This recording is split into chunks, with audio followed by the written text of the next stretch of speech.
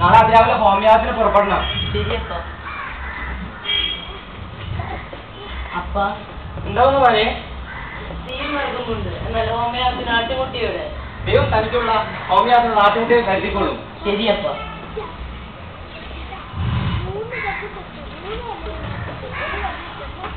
അബ്രഹാമേ, അബ്രഹാമേ, ഞാനിതാ.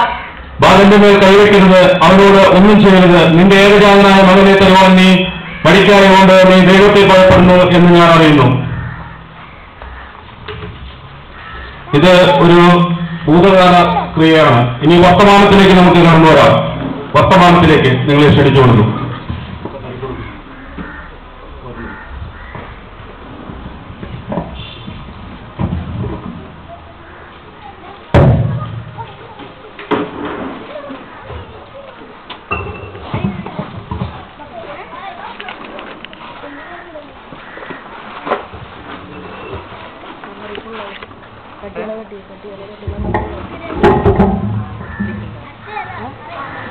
ജീവനക്കാരി ജോലിയെടുത്തു.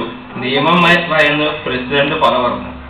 എറണാകുളം ജില്ലയിലെ കോത്താനിക്കാട് പഞ്ചായത്തിൽ നാടകീയ സംഭവം. എന്റെ അമ്മയെ പേപ്പർ എടുത്തപ്പോ സ്ത്രീപീഡനം മാത്രമേ ഉള്ളൂ. ഈ സ്ത്രീകള് ചൂലെടുത്ത് എത്ര പുരുഷന്മാരെ പീഡിപ്പിക്കുന്നു. അതൊന്നും ഒരു വാർത്തയാണല്ലോ. എന്നാവും. അബ്രഹാമേ, അബ്രഹാമേ,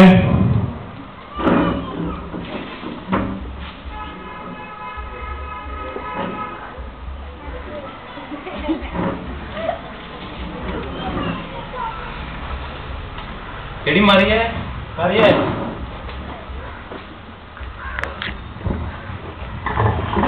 എന്താ മനുഷ്യ കിടന്ന് അലർന്നത്? നിങ്ങളോട് ഞാൻ 100 വട്ടം പറഞ്ഞിട്ടുണ്ട് എന്നെ മറിയാമെന്ന് വിളിക്കരുതെന്ന്. പിന്നെ മറിയാമേനവനെ മറിയാന്ന് നടുവിനെ എന്താ വിളിക്കുക? മരിയെന്നോ മേരി എന്നോ വിളിക്കരുതോ? നിങ്ങൾ എനിക്ക് പേരെടുത്ത് വിളിക്കാനോ എടാ പോടാ വിളിക്കാനൊക്കെയാണ് ഇഷ്ടം. പക്ഷേ എന്ത് ചെയ്യാം, ദൈവം എനിക്ക് ഇങ്ങനെ ഒരു തന്നെയല്ലേ തന്നത്. എന്റെ കൂട്ടുകാരിയും അവളുടെ ഭർത്താവും തമ്മിൽ എടാ പോടി എന്നൊക്കെയാണ് വിളിക്കുന്നത്. എന്റെ കൂട്ടുകാരും തമ്മില് അങ്ങനെയൊക്കെ എന്നെ വിളിച്ചായിരുന്നേ. പക്ഷെ ഇപ്പൊ എന്തായി? അവൻ അവളൊക്കെ ഒന്നും അവൻ ചെയ്യില്ല.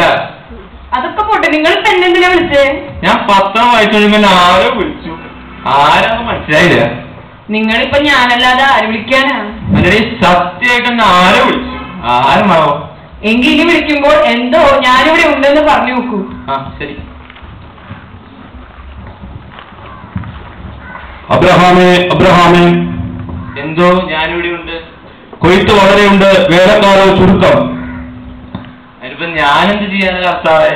ഇവിടെ കൊയ്ത്ത് ഇവിടുത്തെ പണിക്കാൻ ആളെ കിട്ടാനില്ല. ഇവിടെ ഉള്ള പണി മൊത്തം ചെയ്യുന്നത് കണ്ട ബീഹാറികളൊക്കെയാണ്. ഇപ്പൊ അവര് കൊയ്ത്തിന് വരുമെന്ന് എനിക്ക് അറിയില്ലട്ടാ. പിന്നെ മിഷനുണ്ട്, നോക്കണം. അതല്ല അബ്രഹാമേ, ഞാൻ കൊയ്ത്ത് എന്ന് പറഞ്ഞത് സുവിശേഷ വേലയാണ്. നിന്റെ 2 മക്കളിൽ ഇളയവനെ ഞാൻ എന്റെ വേലയ്ക്ക് വിളിച്ചിരിക്കുന്നു. നീ അവനെ എന്റെ വേലയ്ക്ക് അയക്കണം. അയ്യോ ചതിക്കല്ല കർത്താവേ, വേണമെങ്കിൽ മൂത്തോനെ തരാം. പ്രായമാകുമ്പോ ഞങ്ങളെ നോക്കാനുള്ളവരാ. പിന്നെ പഠിക്കാൻ ഇത്തിരി മിടുക്കനാ. പിന്നെ സൗന്ദര്യമൊക്കെ ഉള്ളതാണേ. കുറച്ച് സ്ത്രീധനൊക്കെ മേടിക്കാനുള്ള. ചതിക്കല്ലേ, വേണമെങ്കിൽ മൂത്തോടെ ഞാൻ തരാം. അവനെ തന്നെ നീ എന്റെ വേലയ്ക്ക് അയക്കണം. ഞാൻ ശ്രമിക്കാൻ കർത്താവേ. എന്നാലും കർത്താവ് ചെയ്തൊരു പണിയേ. മൂത്തോനെ മതിയായിരുന്നു, ഇളയവനെ തന്നെ കർത്താവ് വിളിച്ചു. എടി മറിയ, ഐസക് എന്റെ അടി. അവൻ ക്രിക്കറ്റ് കളിക്കാൻ പോയി. നീ അവനെന്ന് വിളിച്ചേ? തന്നെത്താൻ വിളിച്ചാ മതി, അവന്റെ വായിന്ന് കേൾക്കാൻ എനിക്ക് വയ്യ. വിളിച്ചു നോക്കാം. കിട്ടല്ലോ.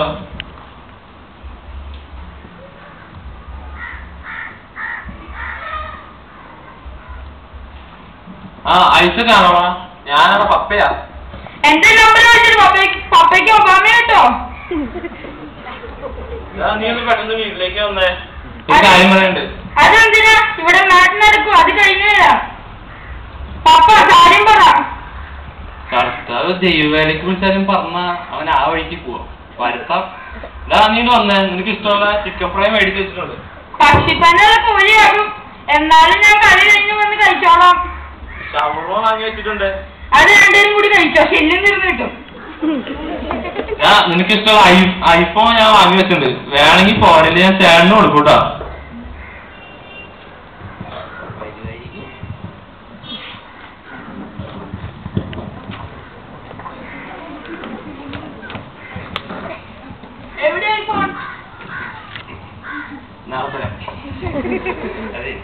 ദൈവം നിങ്ങളെ അനുസരിച്ചിട്ടുണ്ട്. നീ പോവില്ലേ? ഞാൻ പോവില്ല. വേണമെങ്കിൽ അപ്പം പോയിക്കോ. നല്ല എണ്ണയല്ലേ? ഞാൻ പോവില്ല. നീ പോവും. പോയില്ലെങ്കിൽ നിനക്ക് പോയെന്താ കുഴപ്പം? ഞാൻ പോവില്ല. പോവുന്ന്. പോവില്ല. എന്താന്ന്? പോവും. പോവില്ല. പോവും. പോവില്ല. എന്താ? ഐസക്കെ പപ്പയുടെ മേൽ കൈവെക്കരുത്. നീ പപ്പയുടെ മേൽ കൈവെക്കൊണ്ട് നീ പപ്പയെ ഭയപ്പെടുന്നില്ല എന്ന് ഞാൻ അറിയുന്നു, ദൈവത്തെയും ഭയമില്ല എന്ന് ഞാൻ അറിയുന്നു. ശ്രദ്ധിക്കുക, വർത്തമാനകാലം ഇങ്ങനെയാണെങ്കിൽ ഭാവി എങ്ങനെ? ഈ വക്രതയും കോട്ടവുമുള്ള തലമുറയുടെ നടുവിൽ അന്യരും പരമാർത്ഥികളും ദൈവത്തിന്റെ നിഷ്കളങ്കമായ മക്കളുമായി തീരുവാൻ നമ്മെ ദൈവം ഇടവരുത്തട്ടെ. നന്ദി, നമസ്കാരം.